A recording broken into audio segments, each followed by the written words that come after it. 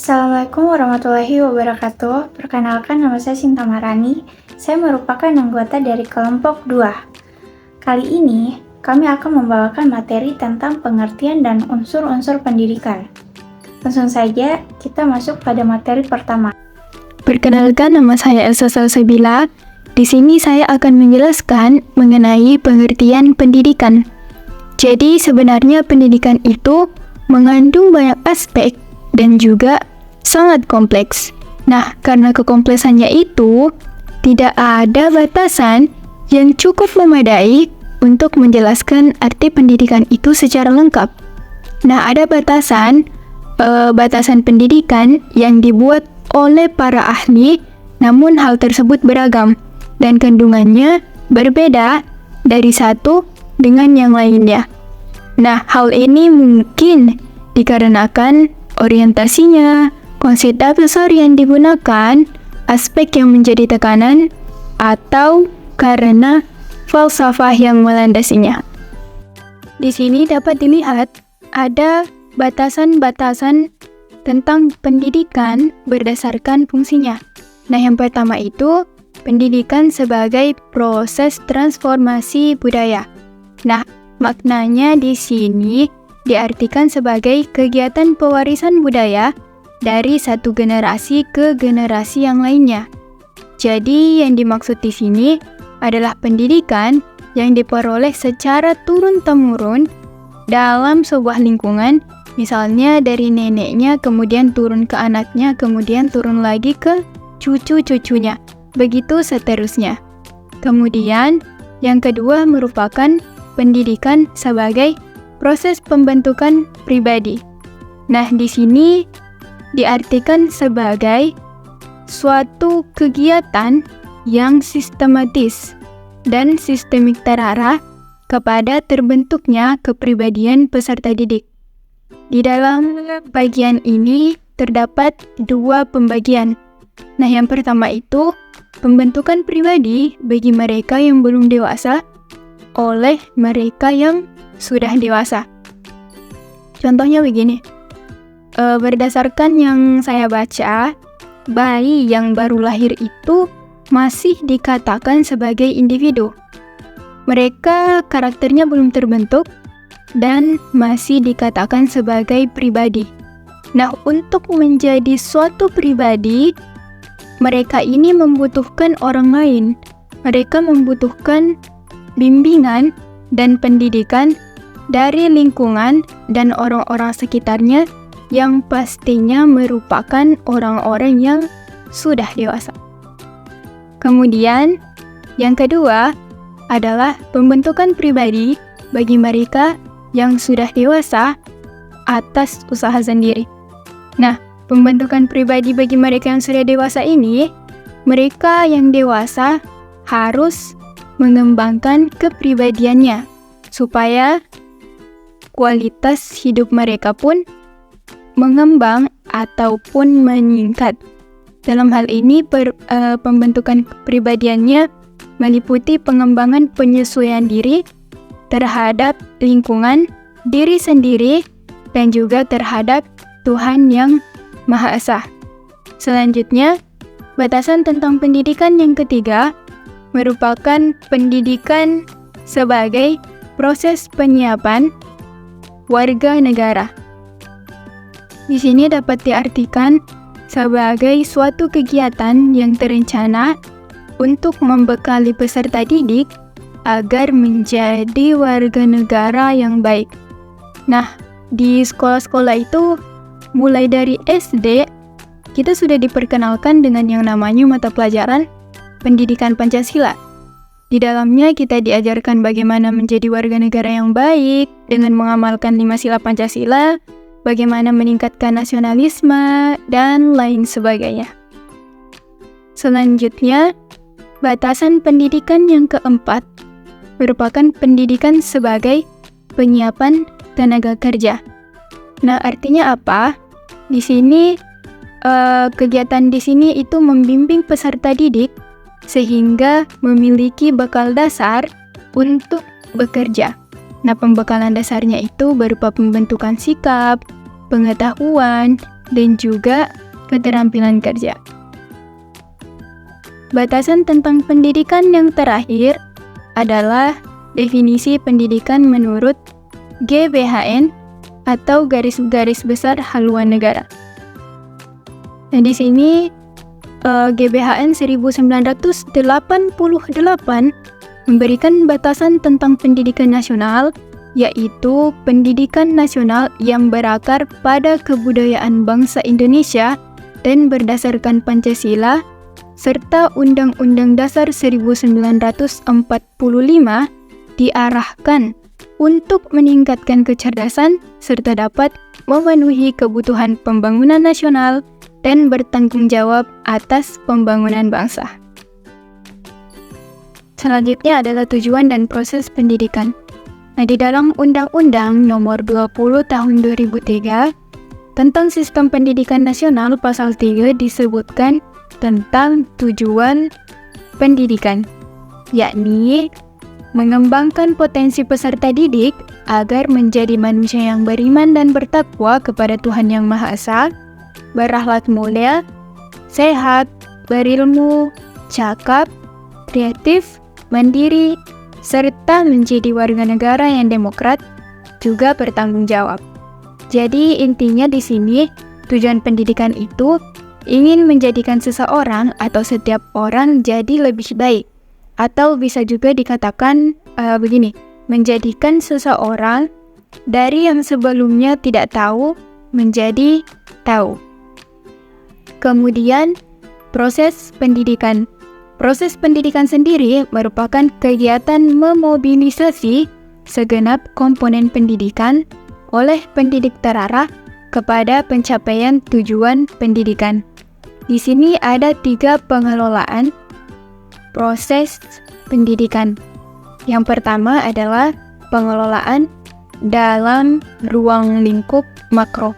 Maksudnya merupakan perencanaan pendidikan ini mencakup seluruh bangsa. Nah, hal ini berupa kebijakan-kebijakan pemerintah yang lazimnya dituangkan dalam bentuk undang-undang pendidikan, peraturan pemerintah, serta dokumen-dokumen pemerintah tentang pendidikan tingkat nasional. Kemudian yang kedua adalah pengelolaan dalam ruang lingkup meso. Di sini mencakup wilayah tertentu seperti kabupaten atau provinsi. Nah, dalam ruang lingkup meso ini merupakan implikasi kebijakan nasional ke dalam kebijakan operasional. Yang terakhir merupakan pengelolaan dalam ruang lingkup mikro. Nah, di sini merupakan aplikasi atau penerapan kebijakan-kebijakan pendidikan yang berlangsung dalam lingkungan sekolah ataupun kelas, sanggar-sanggar belajar, dan satuan-satuan pendidikan lainnya dalam masyarakat. Konsep pendidikan sepanjang hayat. Nah, konsep ini menyatakan bahwa proses pendidikan dapat dilakukan kapan dan di mana saja, baik formal maupun non-formal, tanpa dibatasi usia. Jadi, konsep ini bertumpu pada keyakinan bahwa pendidikan itu tidak selamanya identik dengan dunia persekolahan, dan pendidikan itu bisa diperoleh oleh semua orang, tidak peduli berapa usia mereka.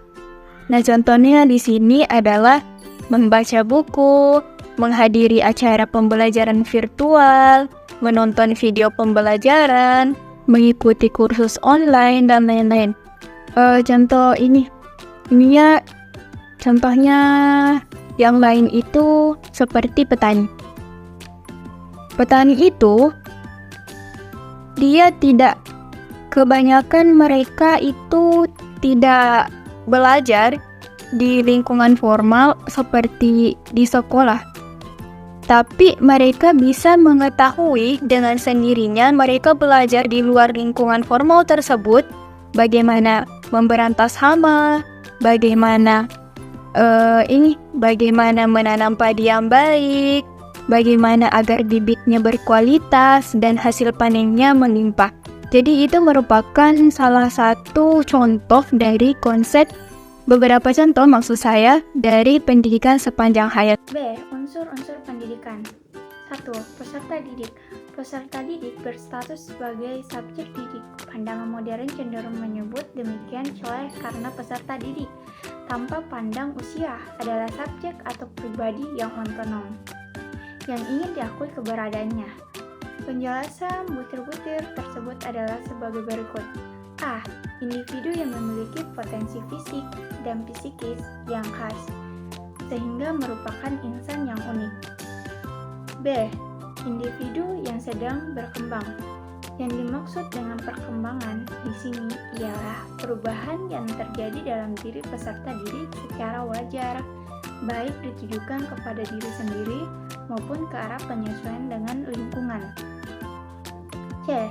Individu yang membutuhkan bimbingan individual dan perlakuan manusiawi. Dalam proses perkembangannya, peserta didik membutuhkan bantuan dan bimbingan. Hal ini menunjukkan bahwa pada diri peserta didik adalah dua hal yang menggenjala. Yang pertama, salah satunya yaitu keadaannya yang tidak berdaya menyebabkan ia membutuhkan bantuan. Karena ini kewajiban orang tua untuk membantunya. Yang kedua, adanya kemampuan untuk mengembangkan dirinya. Orang tua berkewajiban untuk membimbingnya. Agar bantuan dan bimbingan itu mencapai hasil, maka harus disesuaikan dengan tingkat perkembangan anak.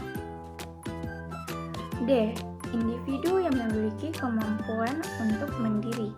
Dalam perkembangan peserta didik, ia mempunyai kemampuan untuk berkembang ke arah kedewasaan. Yang kedua, pendidik. Baik, yang dimaksud dengan pendidik ialah orang yang bertanggung jawab terhadap pelaksanaan pendidikan dengan sasaran peserta didik. Hal yang penting untuk diperhatikan ialah persoalan kewibawaan. Nah, apa yang dimaksud dengan kewibawaan? Pendidik harus memiliki kewibawaan atau kekuasaan batin mendidik dan menghindari penggunaan kekuasaan lahir, yaitu kekuasaan yang semata-mata didasarkan kepada unsur wewenang jabatan. Bagaimana kewibawaan itu timbul? Kewibawaan mendidik hanya dimiliki oleh mereka yang sudah dewasa. Bagaimana memelihara kewibawaan? Ibarat cahaya lampu, bagaimanapun juga suatu kewibawaan dapat memudar jika tidak dirawat dan dibina. Ada 3 sendi kewibawaan yang menurut M.J. Langevin harus dibina, yaitu kepercayaan, kasih sayang, dan kemampuan. Nah, kepercayaan ini pendidik harus percaya bahwa dirinya bisa mendidik dan harus percaya bahwa peserta didik dapat dididik. Nah, yang kedua, kasih sayang. Nah, kasih sayang ini mengandung 2 makna, yaitu antara lain penyerahan diri kepada yang disayang dan pengendalian terhadap yang disayangi. Yang ketiga, kemampuan. Nah, kemampuan ini mendidik dapat mendidik yang dikembangkan melalui beberapa cara, antara lain pengkajian terhadap ilmu pengetahuan kependidikan, mengambil manfaat dari pengalaman kerja, dan lain-lain. Ketiga, interaksi edukatif antara peserta didik dengan pendidik. Interaksi edukatif pada dasarnya adalah komunikasi timbal balik antara peserta didik dengan pendidik yang terarah kepada tujuan pendidikan. Yang keempat, materi atau isi pendidikan. Nah, dalam sistem pendidikan persekolahan, materi telah diramu dengan kurikulum yang akan disajikan sebagai sarana pencapaian tujuan. Materi inti bersifat nasional yang mengandung misi pengendalian dan persatuan bangsa. Nah, yang kelima, konteks yang mempengaruhi pendidikan. Alat dan metode. Alat dan metode pendidikan merupakan dua sisi dari satu mata uang. Alat dan metode diartikan sebagai segala sesuatu yang dilakukan ataupun diadakan dengan sengaja untuk mencapai tujuan pendidikan. Bagian C. Pendidikan sebagai sistem. 1. Pengertian sistem. Banyak definisi yang digunakan untuk menjelaskan arti kata sistem, diantaranya sebagai berikut. Sistem adalah suatu kebulatan keseluruhan yang kompleks atau terorganisir, suatu himpunan atau perpaduan hal-hal atau bagian-bagian yang membentuk suatu kebulatan atau keseluruhan yang kompleks atau utuh. B. Sistem merupakan himpunan komponen yang saling berkaitan yang bersama-sama berfungsi untuk mencapai suatu tujuan. C. Sistem merupakan himpunan komponen atau subsistem yang terorganisasikan dan berkaitan sesuai dengan rencana untuk mencapai suatu tujuan tertentu. 2. Komponen dan saling hubungan antara komponen dalam sistem pendidikan. Fowler menganalogikan sekolah dengan sebuah pabrik.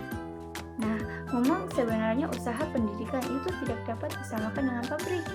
Tetapi jika dilihat dari segi proses mekanismenya, ada persamaan antara keduanya.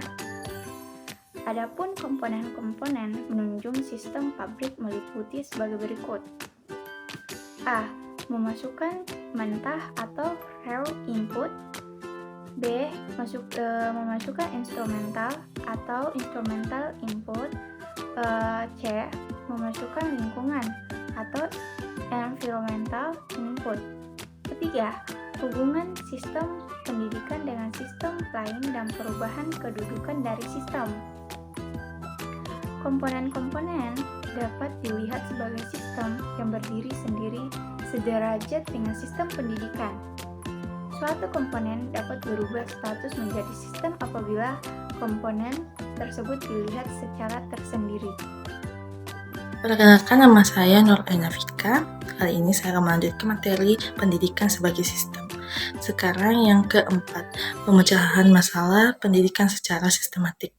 Pemecahan masalah pendidikan secara sistematik ini dibagi menjadi beberapa bagian, yaitu yang pertama, cara memandang sistem. Sebenarnya, perubahan cara memandang suatu status dari komponen menjadi sistem ataupun sebaliknya, suatu sistem menjadi komponen dari sistem yang lebih besar tidak lain daripada perubahan cara memandang ruang lingkup suatu sistem atau dengan kata lain ruang lingkup suatu permasalahan.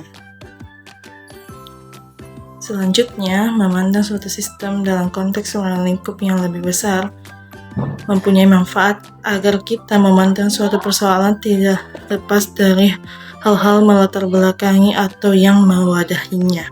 Pemecahan masalah pendidikan secara sistematik yang kedua adalah masalah berjenjang. Jadi saya akan memberikan ilustrasi tentang masalah berjenjang ini.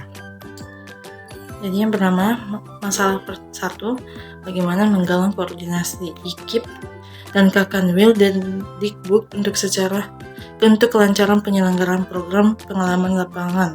Masalah 2, bagaimana meningkatkan frekuensi PPL bagi mahasiswa sehingga memadai. Masalah ketiga, bagaimana meningkatkan keterampilan mengajar pada alumni IKIP. Masalah keempat, bagaimana meningkatkan target penyelesaian kurikulum pada sekolah menengah. Masalah kelima, bagaimana meningkatkan hasil belajar siswa sekolah menengah. Kesimpulan dari masalah tersebut adalah semua masalah satu sama lain saling berkaitan dalam hubungan. Misalnya sebab akibat. Masalah yang bernomor lebih kecil menjadi sebab dan masalah yang bernomor lebih besar sebagai akibat. Nah, alternatif masalah yang bernomor lebih kecil menjadi alternatif pemecahan, sedangkan masalah yang bernomor lebih besar sebagai masalahnya. Pemecahan masalah pendidikan secara sistematik yang ketiga Analisis sistem dalam pendidikan.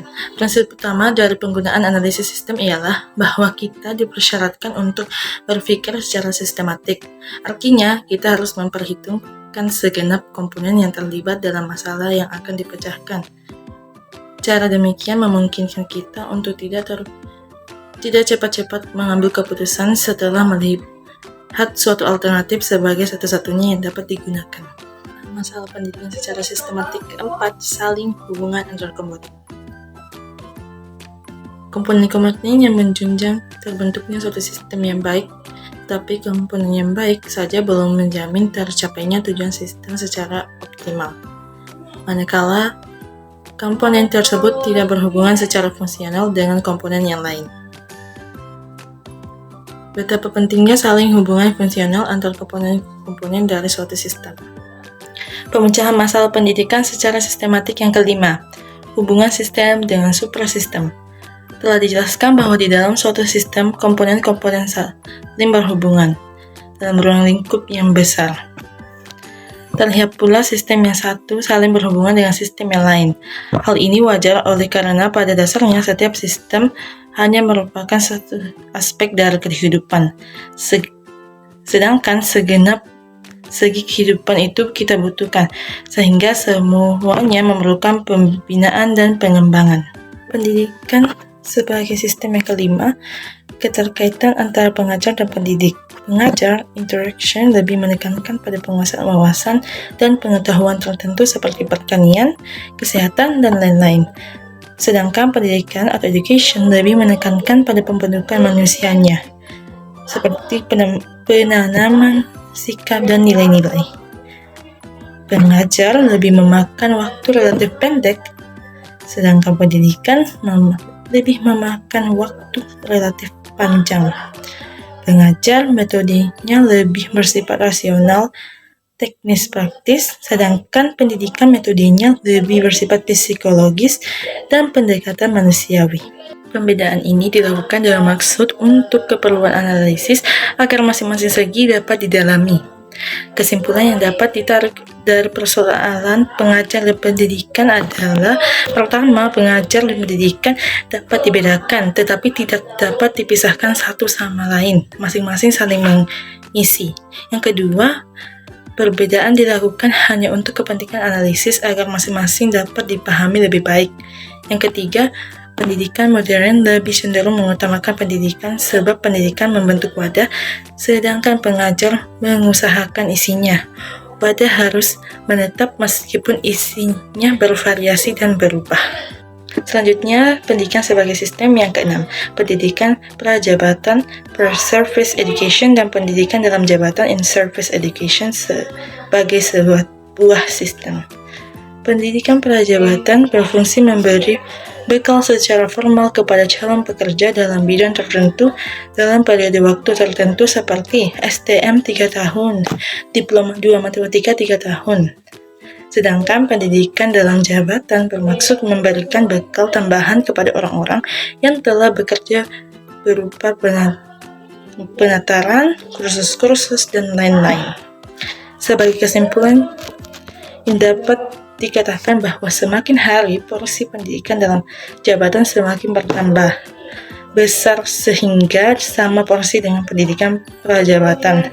Kedudukannya juga menjadi bertambah penting. Dengan kata lain, pendidikan prajabatan dan pendidikan dalam jabatan merupakan dua macam paket program pendidikan dalam suatu sistem pendidikan yang terpadu. Oke, pendidikan sebagai sistem yang ketujuh, sekaligus yang terakhir, pendidikan formal, non-formal, dan informal sebagai sebuah sistem. Pendidikan formal yang sering disebut pendidikan persekolahan berupa rangkaian jenjang pendidikan yang telah baku, mulai dari jenjang SD sampai dengan perguruan tinggi. Menurut Undang-Undang Nomor 2 Tahun 1989 tentang Sistem Pendidikan Nasional, dinyatakan setiap warga negara diwajibkan mengikuti pendidikan formal minimal tamat SMP. Bagi warga negara yang tidak sempat mengikuti dan menyelesaikan pendidikan pada jenjang tertentu dalam pendidikan formal, atau dengan kata lain putus sekolah, disediakan pendidikan non-formal untuk memperoleh bekal guna terjun ke masyarakat. pendidikan non-formal sebagai mitra pendidikan formal semakin hari semakin berkembang sejalan dengan perkembangan masyarakat dan ketenagakerjaan. Selanjutnya, pendidikan informal sebagai suatu fase pendidikan yang berada di samping dan di dalam pendidikan formal dan non-formal. Sangat menjunjung keduanya sebenarnya. Sebenarnya tidak sulit untuk dipahami karena sebagian besar waktu peserta didik adalah justru berada di dalam ruang lingkup yang bersifat informal. Dapat disimpulkan bahwa pendidikan formal, non-formal, dan informal dapat dibedakan tetapi sulit dipisah-pisah karena keberhasilan pendidikan dalam arti berwujudnya ke orang pendidikan yang berupa sumber daya manusia sangat bergantung kepada sejauh mana ketiga subsistem tersebut berperan. Baik, sekian presentasi dari kelompok kami. Semoga apa yang kami sampaikan dapat dimengerti, serta apabila ada kesalahan kata, mohon dimaafkan. Wassalamualaikum warahmatullahi wabarakatuh.